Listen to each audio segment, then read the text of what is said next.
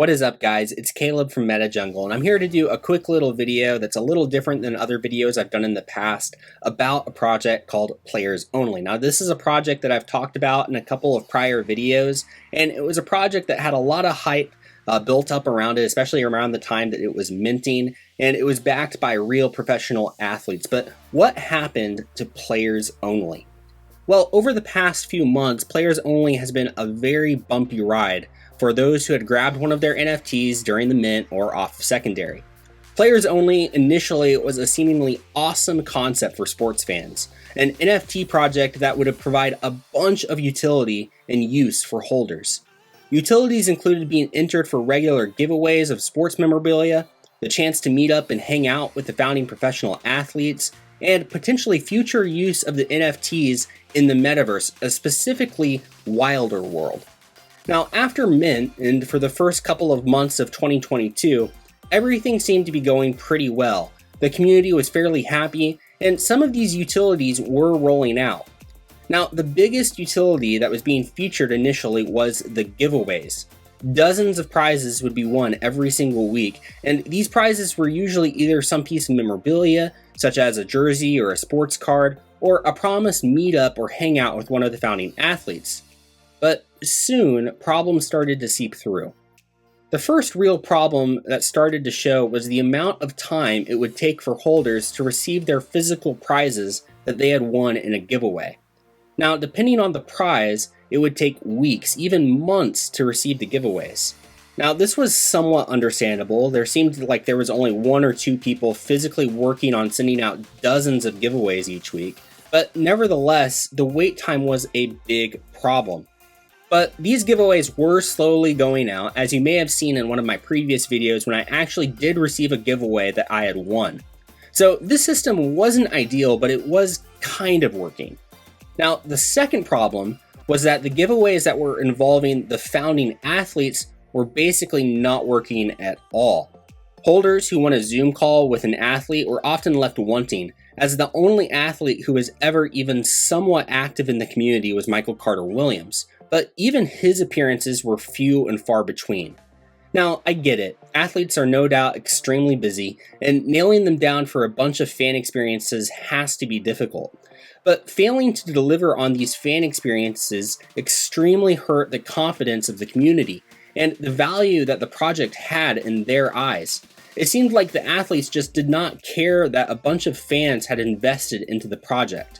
Or it seemed like the project falsely advertised the participation of some of the athletes who holders thought would be more involved. Or potentially both. Either way, the lack of athlete contribution extremely hurt the project. And a third problem, the mods and founders would go weeks without communicating with the community. With many well-run NFT projects, it's expected that those behind the project will regularly communicate with their community to update them on where the project is, what their goals are, and what actions are being taken to achieve those goals. It also gives holders a chance to voice questions or concerns, and just overall feel like an active part of the project. Now, this could be done in Discord, with Twitter Spaces, or on YouTube, wherever, but there has to be some regular communication. Well, for what felt like eons, there was no communication between the founders or the mods with the community. When holders had questions about where the project was going, they would go unanswered. And the one or two times over months that there was communication, it often didn't go far enough, and any promises that were given proved to be empty.